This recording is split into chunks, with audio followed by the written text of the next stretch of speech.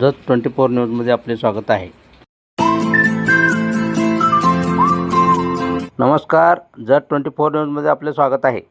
Jat taluka voice of media या आंतरराष्ट्रीय पत्रकार संघटनेच्या वतीने आज जत येथे प्रसिद्ध स्त्रीरोगतज्ञ डॉक्टर रवींद्र अरळी, केंद्रीय सिमेंट कॉर्पोरेशन सदस्य यांची नुकतीच भारतीय जनता पक्षाच्या महाराष्ट्र राज्य परिषदेवर सदस्यपदी निवड झाल्याबद्दल शाल व गुच्छ देऊन सत्कार करण्यात आला.